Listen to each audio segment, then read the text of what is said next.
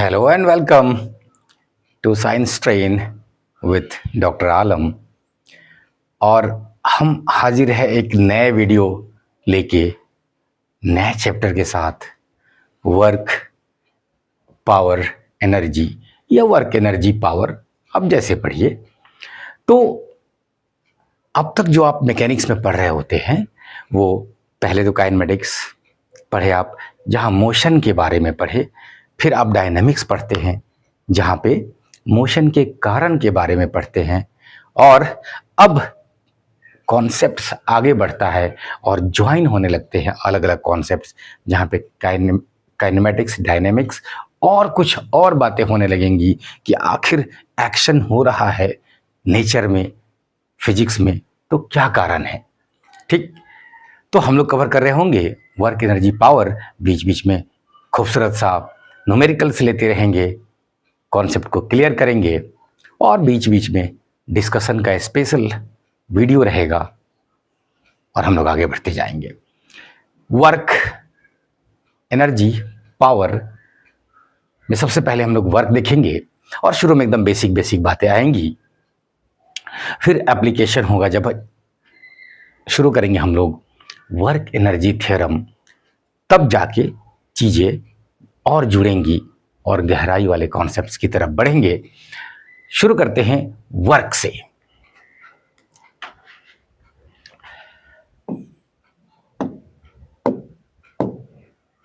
Work,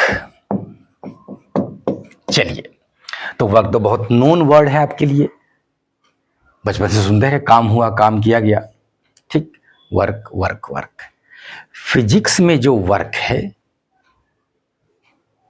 वो define किया गया जिस तरीके से, उसमें फोर्स और डिस्प्लेसमेंट को रखा गया।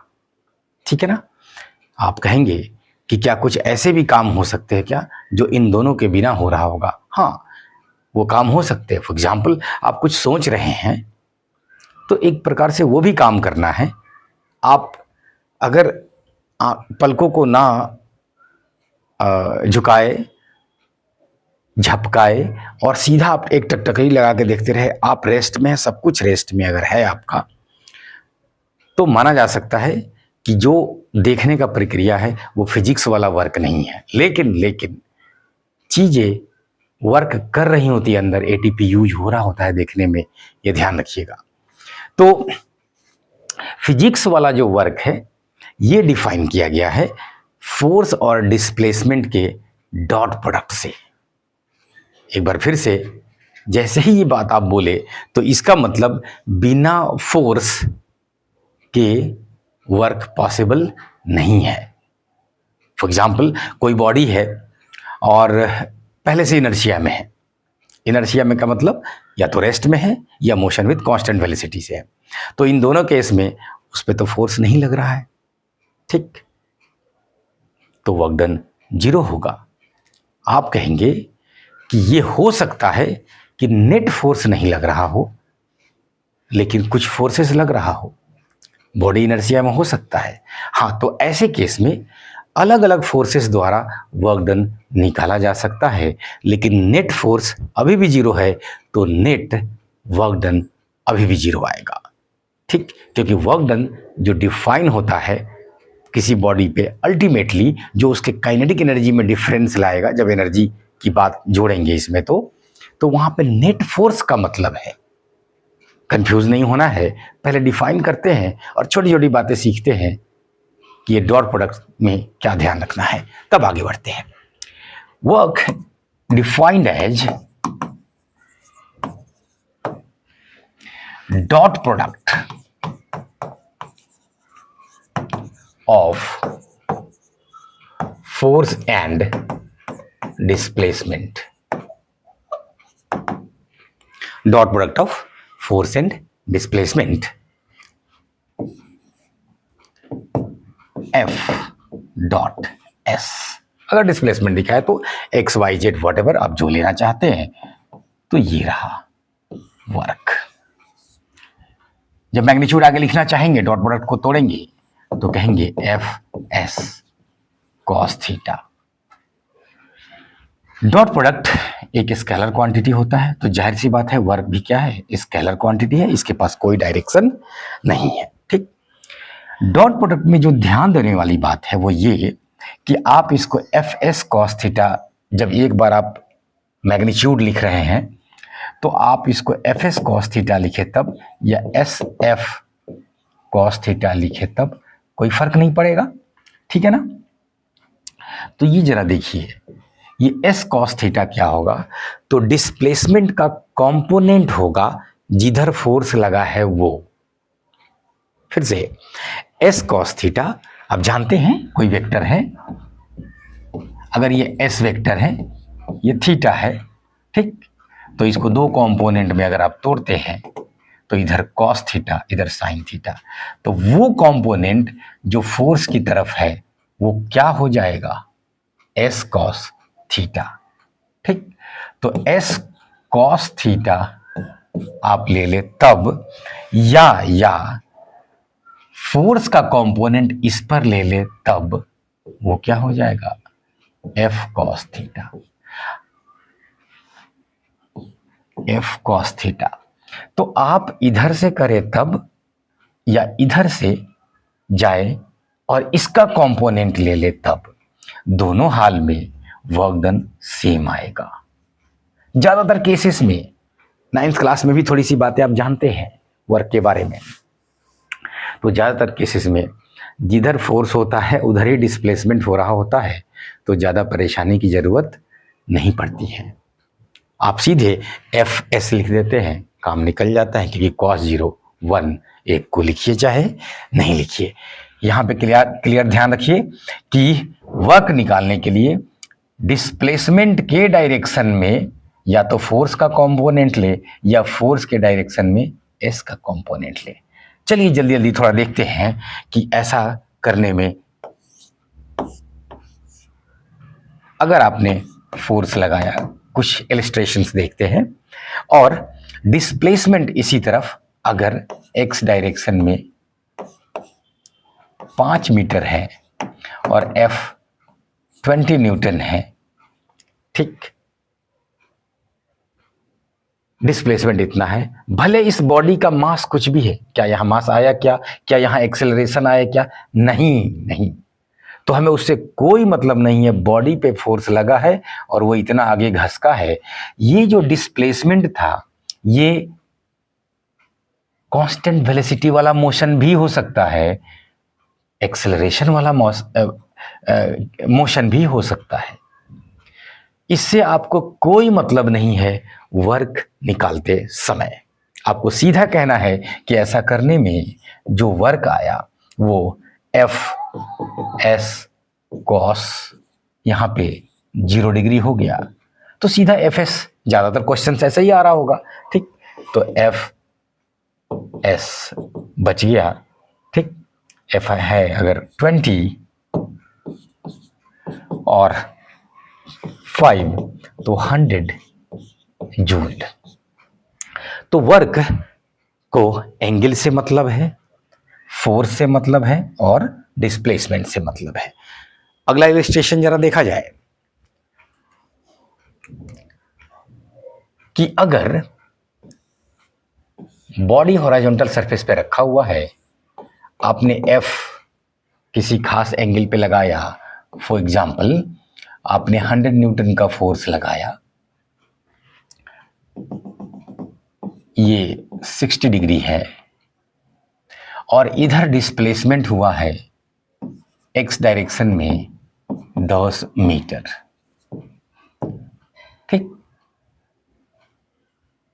तो अब देखिए यहां पे चूंकि डिस्प्लेसमेंट जो है एक्स डायरेक्शन में हुआ है, तो बेहतर क्या रहेगा, किसका कंपोनेंट लेना, फोर्स का कंपोनेंट लेना। इधर काम आसान रहेगा। आप कहेंगे क्या सर इधर से उधर ले लेंगे तो नहीं चलेगा? बिल्कुल चलेगा, क्योंकि यहां पे 10 हो जाएगा, यहां पे सर्टेन, अगर ये क्या कहते हैं ये 60 डिग्री है तो यहां का एल निकाल लेंगे आप और इसका कंपोनेंट उधर ले लेंगे।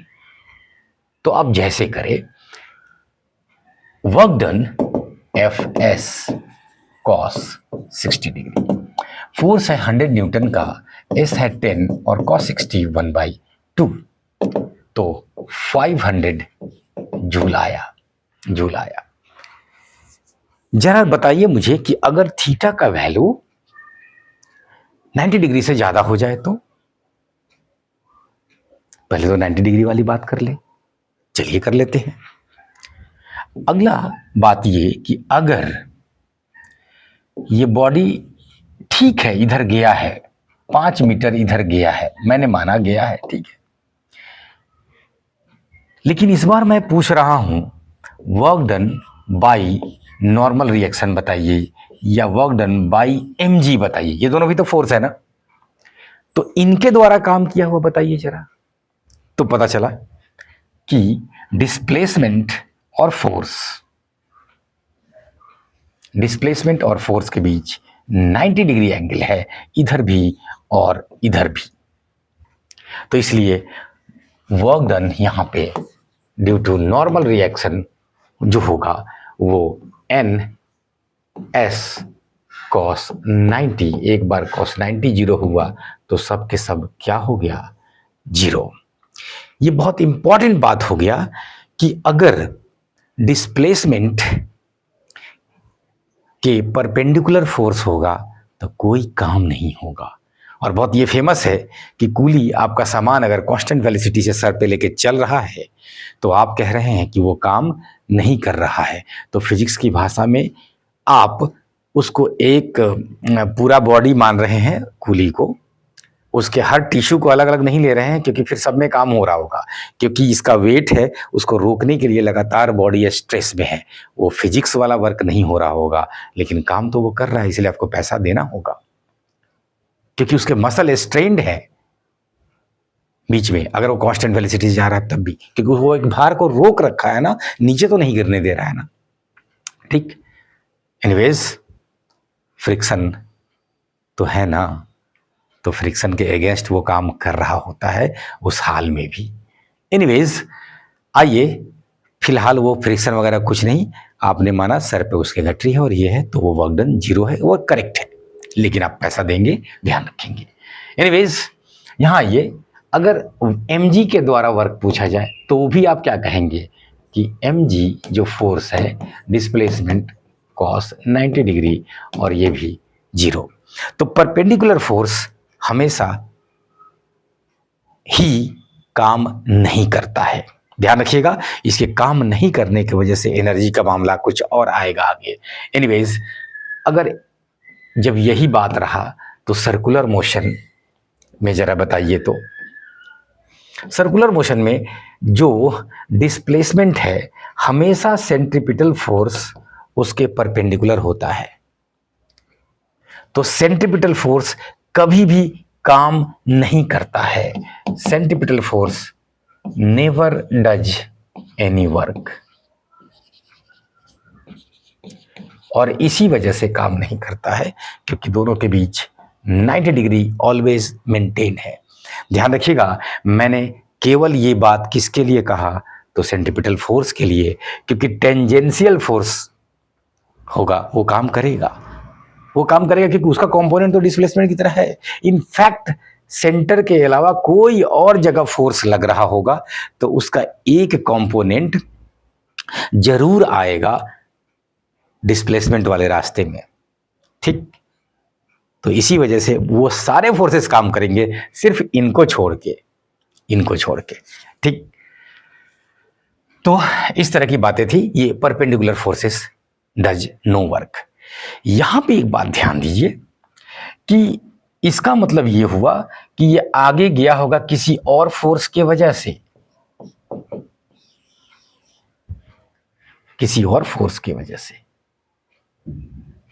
तो इसका मतलब ये हुआ कि ये फोर्स काम किया क्योंकि उस डायरेक्शन में गया है।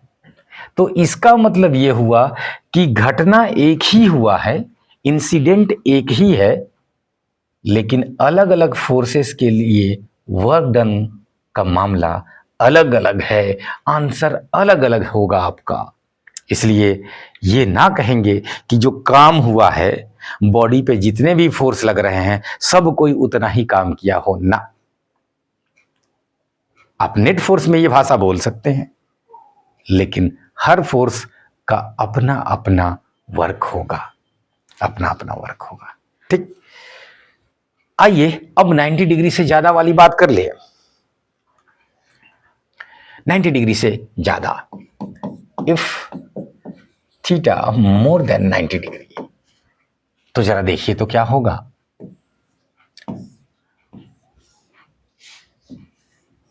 फोर्स इधर लग रहा है और बॉडी इधर जा रहा है। ठीक, डिस्प्लेसमेंट इधर है। डिस्प्लेसमेंट को अगर एस से दिखाया हमने तो वो इधर हो रहा है। आप यहां पे ये मत कहिएगा कि ये कैसे होगा, पहले क्या नहीं हो सकता है। ठीक, पहले से बॉडी चल रहा था, अब हमने फोर्स लगाना शुरू किया तो ये ठीक है, ये रुकने लगेगा, रुकते रुकते रुक जाएगा, लेकिन अभी तो जा रहा है आगे ही ना, तो बिल्कुल जा रहा है, जबकि आप फोर्स उल्टा लगा रहे हैं। इनफैक्ट 180 डिग्री पे अगर आप फोर्स लगाते हैं तब तो सीधा -1 आएगा, सीधे उल्टा। तो बिल्कुल ऐसा हो सकता है कि डिस्प्लेसमेंट और वो उनके बीच। आप बहुत सिंपल एग्जांपल यही देखें ना, mg नीचे लग रहा है, मैंने इसको ऊपर की तरफ फेंका तो ये जैसे ऊपर जा रहा था उस समय mg नीचे लग रहा था और इसका डिस्प्लेसमेंट ऊपर की तरफ हो रहा था। ऊपर जाते समय की मैं बात कर रहा हूं, तो उस समय डिस्प्लेसमेंट और mg में डायरेक्शन अपोजिट है, वर्क डन नेगेटिव होने जा रहा है। लौटते समय फिर पॉजिटिव हो जाएगा, डिस्प्लेसमेंट भी नीचे और mg भी नीचे, तो ये बिल्कुल पॉसिबल है। ठीक, तो आइए, तो ऐसे केसेस में क्या होगा, तो आप कहिएगा कि W बराबर fs cos थीटा जो लिखेंगे तो कहेंगे थीटा, ठीक है ना, मोर देन 90 डिग्री। यहां मोर देन 90 डिग्री का मतलब 270 तक पहुंचने का। आप जानते हैं कॉस का जो ग्राफ है, ठीक है, कुछ इस प्रकार है। 90 डिग्री पे यहां पहुंच गए, 180 पे यहां पहुंच गए और 270 पे यहां, और फिर पॉजिटिव हो गया, साइकिल हो गया कंप्लीट, 360 डिग्री पे यहां पहुंच गए। तो वर्क डन जो है 90 डिग्री तक पॉजिटिव रहेगा, कॉस थीटा पॉजिटिव होने की वजह से, और 90 से लेके 270 तक नेगेटिव हो जाएगा। तो 90 डिग्री से ज्यादा और 270 से कम अगर है तो वर्क डन इज नेगेटिव। अगर थीटा यहीं पे सीधे आप 180 ले ले, जो कि ये ऐसे सिचुएशन कई बार आएंगे, 180 ले ले तो कुछ नहीं, W is equal to -fs हो जाएगा, क्योंकि cos 180 जो है वो -1 होता है। चलिए, निगेटिव वर्क दिखाई देना चाहिए आपको यहां पे, तो एक इलस्ट्रेशन, एक क्वेश्चन जैसा ले लेते हैं अभी। ये देखिए, अब यहां पे फ्रिक्शन है, मैंने दे दिया कि फ्रिक्शन कुछ है, इसका मास m है, इस तरफ फोर्स F लगाया जा रहा है और इसके वजह से इसका डिस्प्लेसमेंट इधर हुआ है, और वो मैंने दे दिया एक बार फिर से सिंपल 10 मीटर, ठीक है ना। या डिस्प्लेसमेंट अभी मैं किसी का वैल्यू नहीं देने जा रहा हूं, तो चलिए रहने दीजिए। ठीक,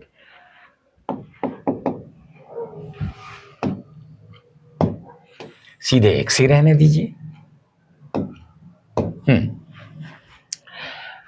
तो जरा बताइए, ये आगे की तरफ जैसे जा रहा होगा, डिस्प्लेसमेंट इधर है, ध्यान रखिए, तो फोर्स ऑफ फ्रिक्शन किधर लगेगा, पीछे। फोर्स ऑफ फ्रिक्शन कितना होगा, तो आप कहेंगे म्यू n, यहां पे n क्या है, तो mg ही है। बॉडी जा रहा है आगे, फोर्स ऑफ फ्रिक्शन लग रहा है पीछे। ठीक, तो work done by external force, यहां पे W बाई F जो होगा, ये कितना हो जाएगा, जो F लगा रहे हैं आप, अप्लाइड फोर्स, तो अप्लाइड फोर्स के द्वारा सिंपली फोर्स इनटू डिस्प्लेसमेंट हो जाएगा, उसी डायरेक्शन में है तो cos 0 1 है। लेकिन वही work done by force of friction, अगर मैं उसको एफ से दिखा दूं तो फोर्स ऑफ फ्रिक्शन जो है, फोर्स लग रहा है म्यू एम जी पीछे और डिस्प्लेसमेंट है आगे, मतलब निगेटिव वर्क, तो minus mu M G S ये काम किया। तो दोनों का काम अपना अपना है, ध्यान रखिए, अपना अपना है। यहां पे भी नॉर्मल रिएक्शन और एमजी का पूछा जा सकता है, तो वो 90 डिग्री पे था, बात खत्म हो गया, बात खत्म हो गया। ठीक, फिर छोटी छोटी एक दो बातें, वो ये यूनिट जो है W is equal to F S है, तो फोर्स का आप जानते हैं न्यूटन और डिस्टेंस का मीटर। ठीक, इनको जूल साहब के रिस्पेक्ट में हम लोग जूल कहेंगे, कैपिटल जे से सिंबल होगा। यहीं पे रुकिएगा, क्योंकि आपके दिमाग में पहले से रहता है कि जूल एनर्जी का मात्रक है। तो देखिए कमाल है, वही वर्क का मात्रक है, यूनिट है। इसका मतलब ये हुआ कि बस आने वाले लेक्चर में आप देखेंगे कि कैसे वर्क जो है वो एनर्जी का ही एक फॉर्म है। ठीक, और उसी तरह से जब चैप्टर खत्म होगा तब तक आप देखेंगे कि मास जो है वो भी एनर्जी का एक फॉर्म है। और वो भी आप सुने रहते हैं E is equal to M C square, वो तो बचपन से अल्बर्ट आइंस्टाइन वाला। डायमेंशन क्या हो जाएगा जरा बोलिए, वर्क डन का। अच्छा, यूनिट की बात आई तो थोड़ी सी वो बात भी हो जाए कि अदर जो यूनिट्स हैं कुछ, ये तो ऐसा यूनिट की बात हुई थी, अदर यूनिट्स भी तो थोड़े फेमस है ना। ठीक, फॉर एग्जाम्पल अर्ग, ये सीजीएस यूनिट है। अर्ग 1 जूल को अर्ग में चेंज कीजिएगा। ठीक, होमवर्क रहा, यूनिट एंड डायमेंशन का फेमस क्वेश्चन है, कन्वर्ट 1 जूल इनटू अर्ग। चलिए यहां पे आइए, एक छोटा यूनिट है इलेक्ट्रॉन वोल्ट।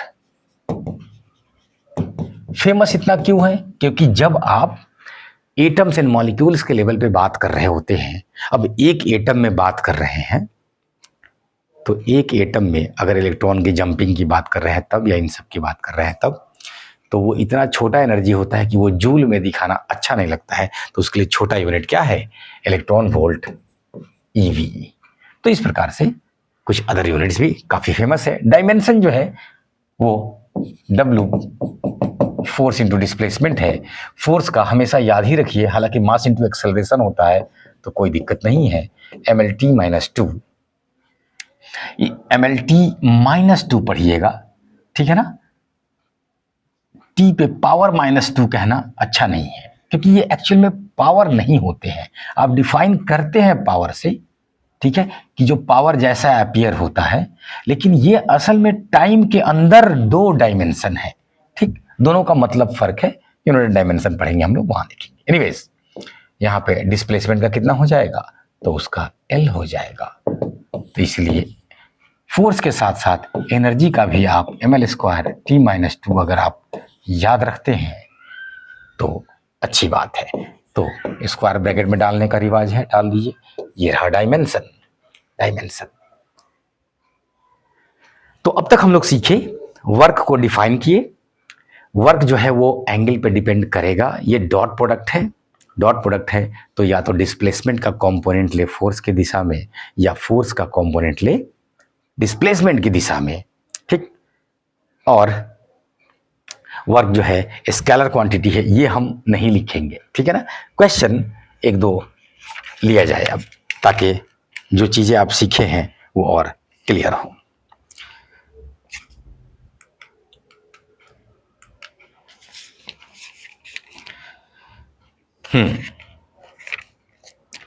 ब्लॉक है,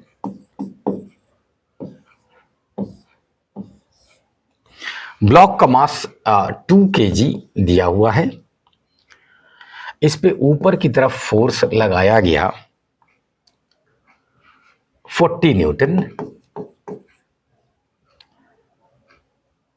और इसको H हाइट तक ले जाया गया, एच का वैल्यू है 2 मीटर, ये उठ गया, ऊपर चला गया, ऊपर चला गया।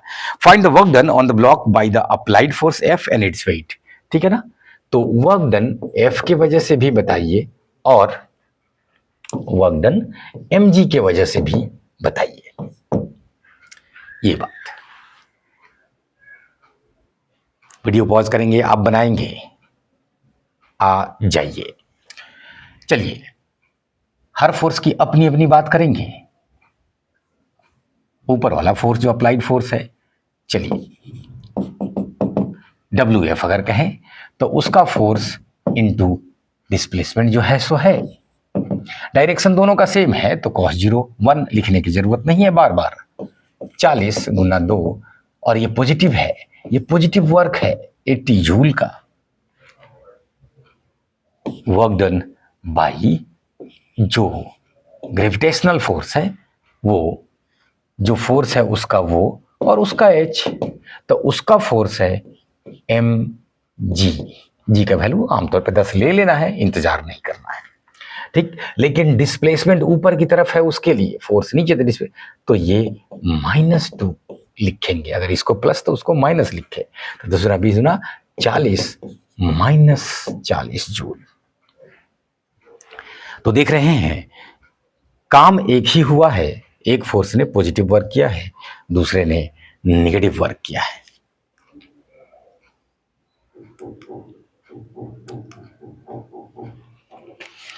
अगला क्वेश्चन लेते हैं कि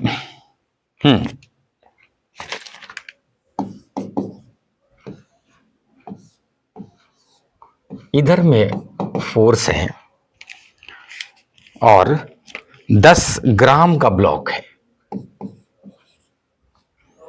10 gram block placed on a rough horizontal floor is being pulled by a constant force 50 newton.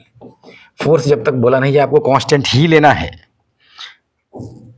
Force अगर वेरिएबल हो तब क्या, थोड़ी देर बाद बात करेंगे उस पर। Coefficient of kinetic friction between the block and the floor mu दिया हुआ है 0.4।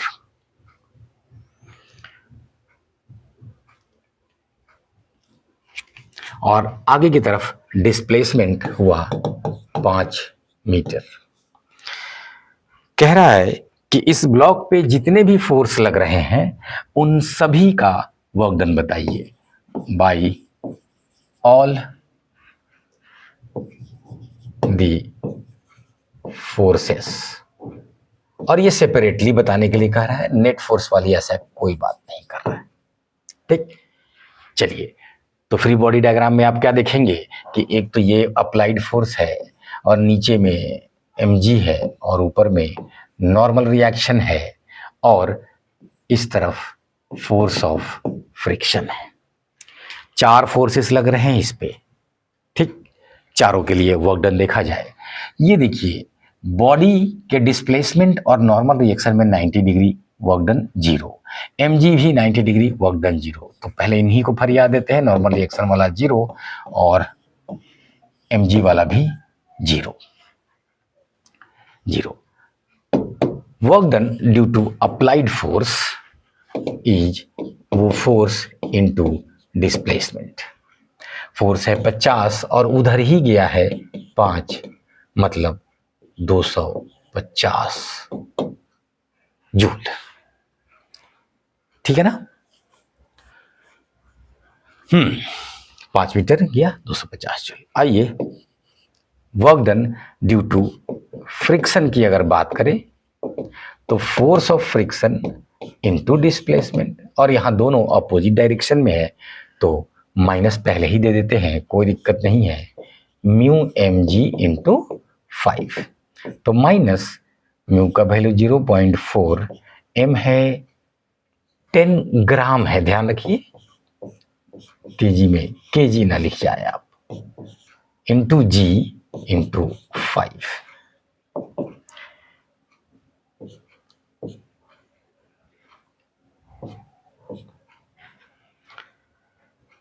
ये देखिए 2/10 0.2 जूल आंसर। तो वर्क डन दोनों के द्वारा अलग अलग है और आप देख सकते हैं कि बहुत थोड़ा सा काम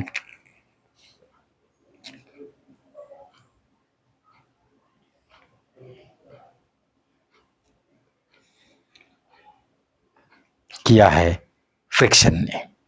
ठीक है ना, मैं देख रहा था कि इतना छोटा सा काम फ्रिक्शन से कराने की क्या जरूरत थी इस क्वेश्चन में। ठीक है, कराया तो कराया है।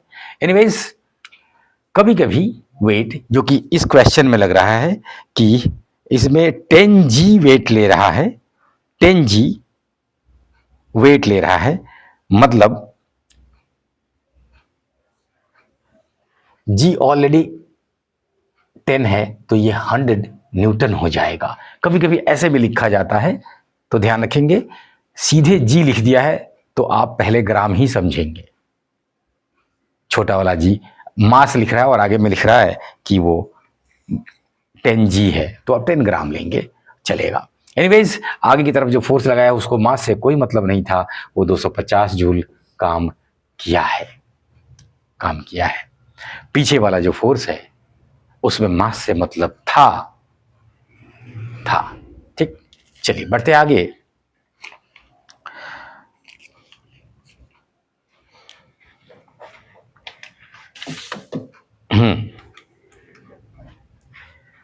तो फोर्स अगर एक से ज्यादा लग रहा हो तो क्या करना है, तो कुछ नहीं, नेट फोर्स लेंगे। वेक्टर फॉर्म में अगर बातें लिख दे तो आप वेक्टर फॉर्म में लेंगे। ठीक, तो जरा बताइए कि if more than one forces are acting तो क्या कर देंगे, आप कहेंगे कि एफ नेट जो होगा इनटू डिस्प्लेसमेंट कर देंगे और इनटू कॉस थीटा कर देंगे। ये यहां पे थीटा नेट फोर्स वाले से लेंगे, कोई नई बात नहीं, ये तो वही हो गया।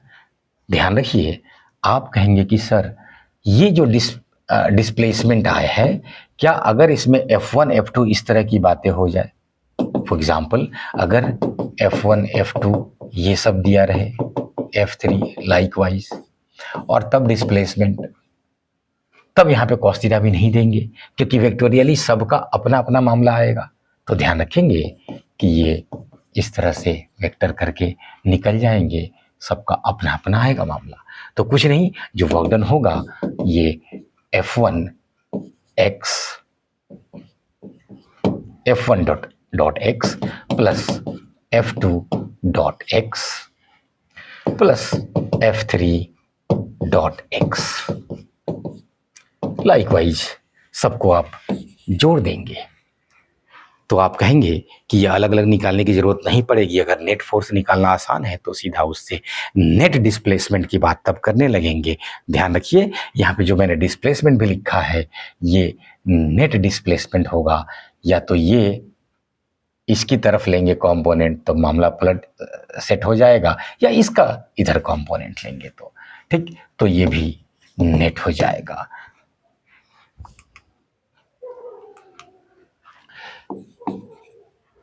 अगर IJK की भाषा में दे दे फोर्स, बोले कि चलिए 8I plus 5J minus 3K ये दे रखा है अगर इसने, और इसी में एक बात और सीख लिया जाए कि रेड सीधे डिस्प्लेसमेंट ना देके वो बोले कि R2 R1 ऐसा कुछ कर दे, तो क्या करेंगे आप, चलिए 2I plus 7J plus 5K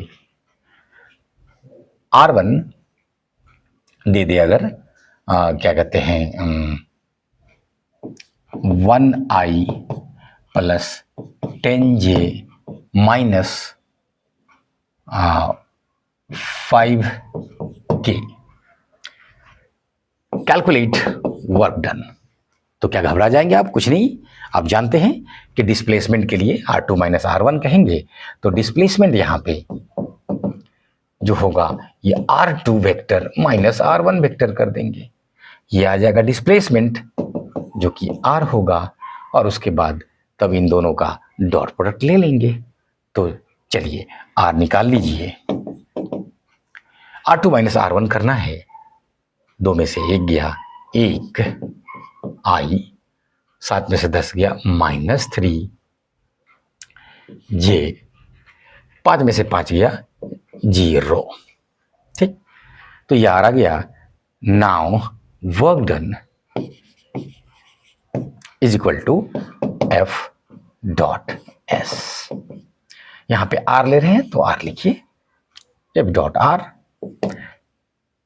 8I plus 5J minus 3K dot product, इधर कितना आया है 1I माइनस 3J प्लस 0। 0 को नहीं भी लिख सकते थे जैसा आपको, और डॉट प्रोडक्ट कैसे निकालते हैं, I के साथ, J के साथ और K के साथ, बाकी सब के साथ लड्डू आ जाएगा क्योंकि cos 90 0 होता है। तो चलिए 8 1 8 प्लस 5 माइनस 3, 15 माइनस 15,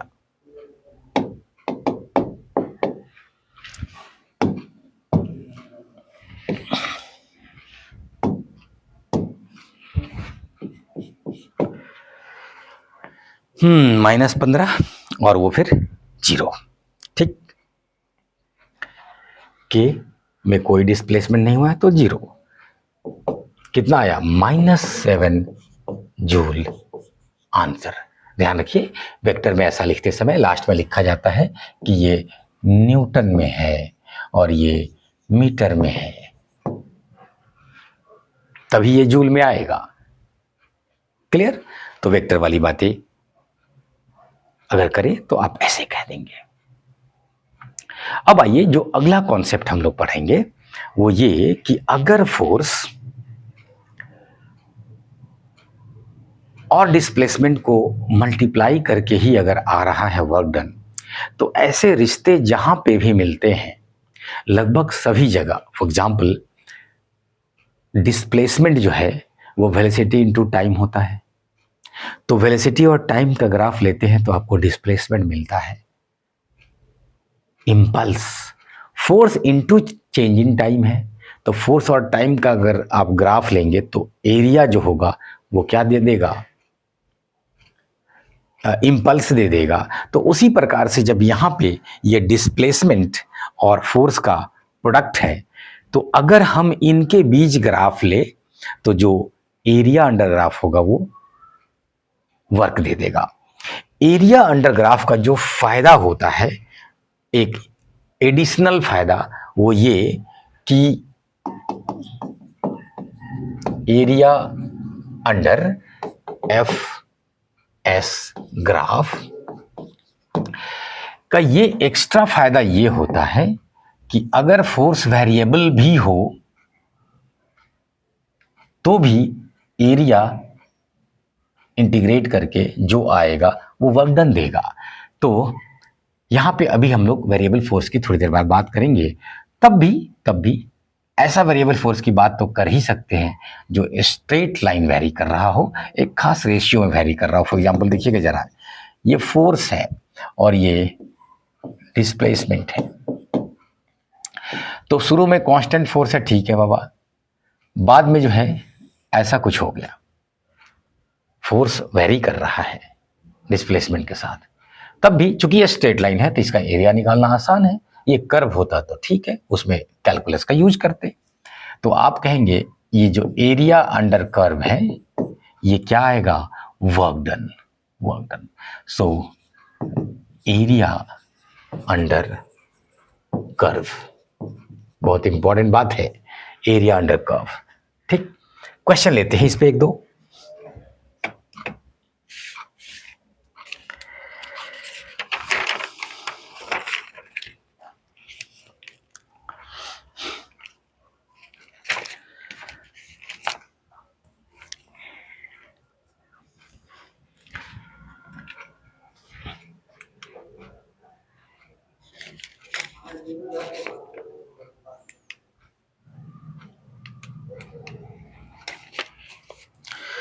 क्वेश्चन है जल्दी जल्दी। 0 to इधर में ले रहा है फोर्स न्यूटन में और इधर में लिया जा रहा है डिस्प्लेसमेंट मीटर में। ग्राफ जो है ये 0 3 7 12 3 7 12 ग्राफ कुछ इस प्रकार है। ये शुरू कर रहा है 2 3 के जंक्शन से और 7 तक आ रहा है स्ट्रेट लाइन और उसके बाद 12 तक जा रहा है। पूछा जा रहा है आपसे वर्क डन बताइए। तो अगर फोर्स और डिस्प्लेसमेंट का ग्राफ है तो एरिया अंडर निकालना है, काम खत्म। तो यहीं से ये शुरू कर रहा था, पीछे वाले से कोई मतलब ही नहीं है, यही वाला वो एरिया है, दिख रहा होगा। अब हम चालाकी के लिए क्या करेंगे, इस एरिया को 2 पार्ट में बांट देंगे। आप ट्रेपेजॉइड का डायरेक्ट फार्मूला लगा सकते हैं तो भी चलेगा, रेक्टेंगल और ट्राइंगल में बांट दीजिए। चलिए जल्दी से, तो यहाँ पे वर्क डन बराबर हो जाएगा, आप कहेंगे एरिया अंडर एफ, यहाँ पे डी सिंबल यूज करते हैं, F D curve, force displacement curve. चलिए यहाँ पे अगर इसको हम एरिया A1 कह दें, इसको एरिया A2 कह दें, तो ये रेक्टेंगल है 7 - 3 4 और इधर 2 - 0 2 प्लस इसको जोड़िए तो ट्राइंगल है तो हाफ बेस, 12 में से 7 गया 5, हाइट कितना 2, तो 8 प्लस 2 से 2 काटिए 5, 13 जूल आंसर।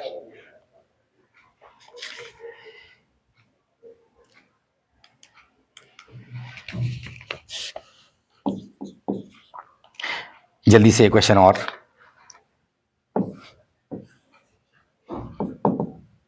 फोर्स न्यूटन में और दूरी मीटर में ले रहे हैं, ठीक।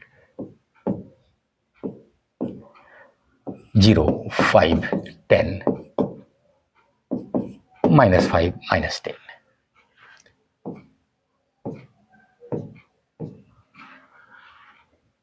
2 4 6 8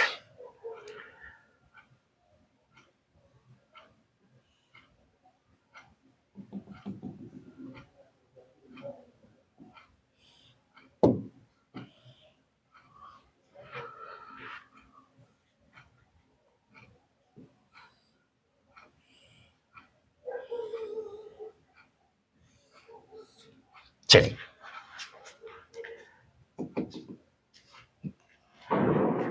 वर्क डन बताइए पूरे का। वीडियो पॉज कीजिए, जल्दी से सॉल्व कीजिए। चलिए आ जाइए। ये ग्राफ देने का मेरा मकसद यही है कि वर्क डन पॉजिटिव भी हो सकता है, अगर एक्स एक्सिस के ऊपर है तो नेगेटिव भी हो सकता है। तो आपको देखना होगा कि नेट एरिया कितना आएगा पॉजिटिव नेगेटिव देखते हुए। चलिए जल्दी से, यहाँ पे ये प्लस होगा, ये एरिया A1 दे दे, ये एरिया A2, ये एरिया A3, ये एरिया A4। तो A1 पॉजिटिव है, कितना है 2 10। ये अगला है निगेटिव A2, कितना है 4 में से 2 गया 2 और ये कितना है 5। अगला भी निगेटिव है, ये रेक्टेंगल कितना है, ये 10 है और ये 2 है। और लास्ट वाला पॉजिटिव है, कितना है, तो ये 5 और एक पर फिर से ये 2। 20 - 10 -20 +10 +10, 10 से 10 खत्म, तो 20 से 20 भी खत्म। Work done 0, work done 0। तो ये फोर्स नेट कोई काम नहीं किया, बीच बीच में काम किया था। तो वर्क डन बनाते समय ऐसा किए थे।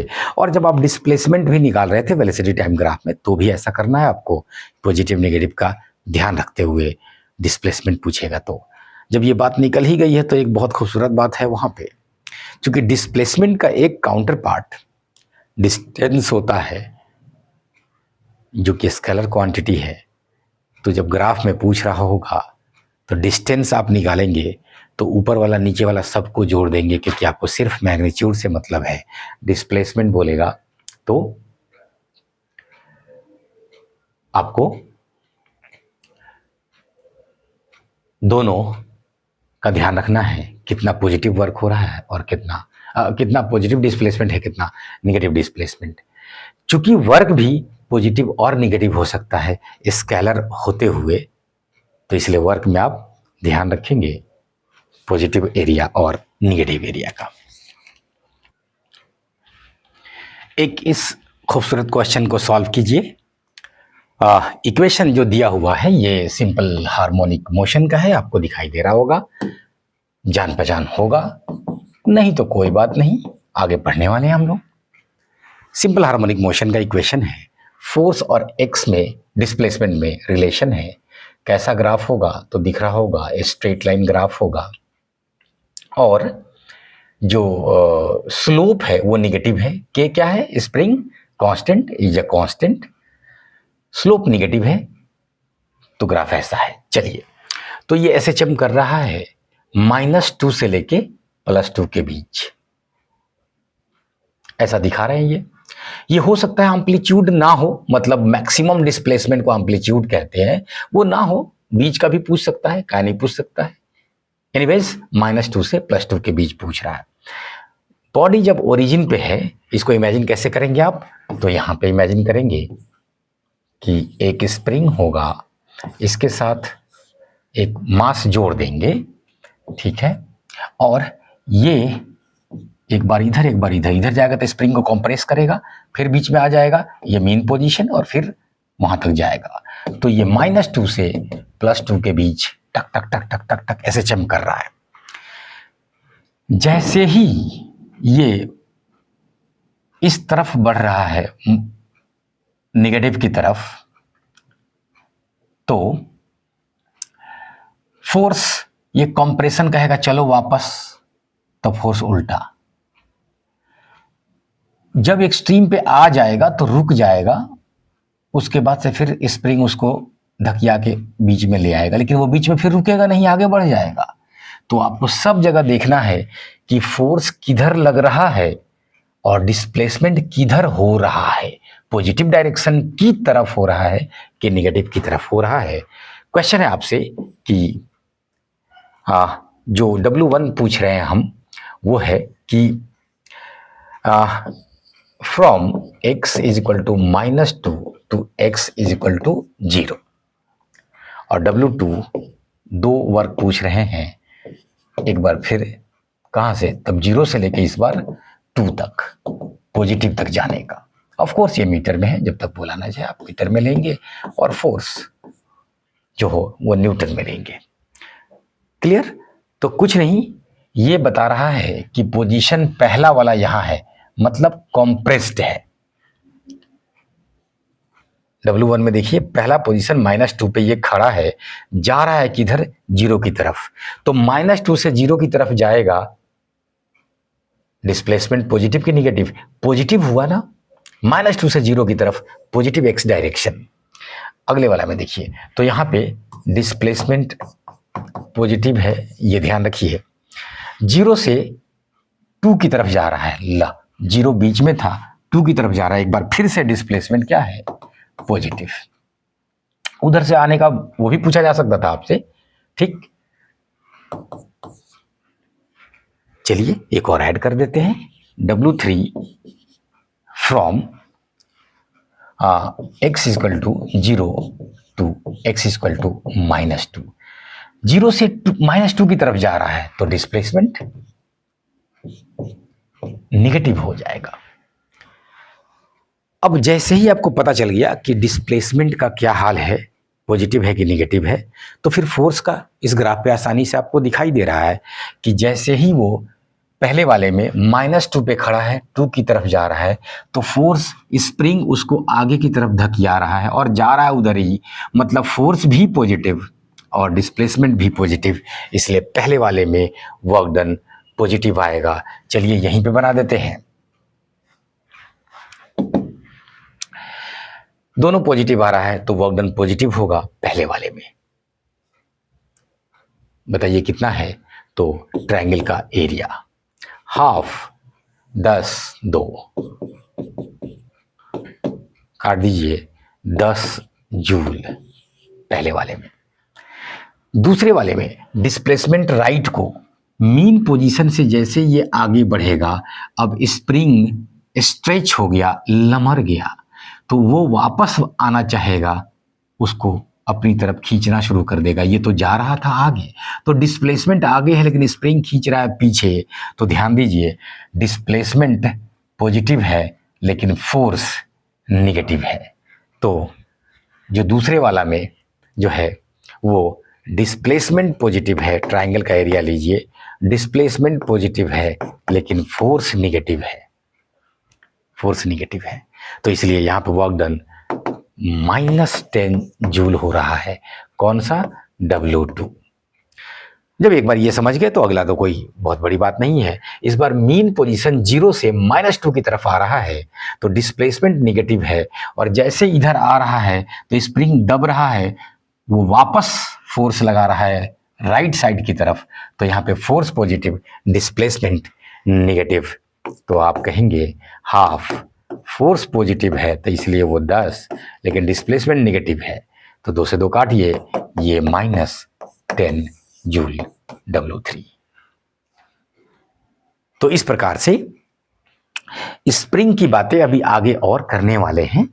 स्प्रिंग में एनर्जी की भी बातें करेंगे, सिंपल हार्मोनिक मोशन में भी एनर्जी की बातें होंगी, चूंकि यहाँ पे वर्क एनर्जी पावर पढ़ रहे हैं।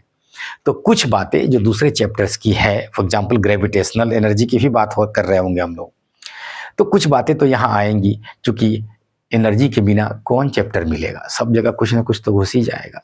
तो इसलिए वहाँ की कुछ चीज़ें जो जरूरी है वो इस चैप्टर में कवर होती हैं, कुछ अलग बातें होती हैं वो यहाँ कवर होंगी, बाकी जो ज़्यादा रिलेटेड बातें हैं वो उस चैप्टर में कवर होंगी। एनीवेज, मैं ये कह रहा था कि SHM पढ़ते समय ये जो एनर्जी की बात अभी हम किए हैं, तो ध्यान रखिए, इसको फिर से लौटेंगे और देखेंगे कि ये ऐसा फोर्स है जो एक्स पे डिपेंड कर रहा है, तो ये एक वेरिएबल फोर्स है, ये कांस्टेंट फोर्स नहीं है। एक्स कुछ और तो फोर्स कुछ और, वो दिख रहा है ना, किसी एंगल पे है, स्लोप बनाया हुआ है, तो वेरिएबल फोर्स के द्वारा किया हुआ कार्य देखेंगे हम लोग अगले क्लास में, और फिर फोर्सेस के बारे में कुछ और बातें पढ़ेंगे, और तब हम लोग धीरे धीरे एनर्जी की तरफ बढ़ जाएंगे।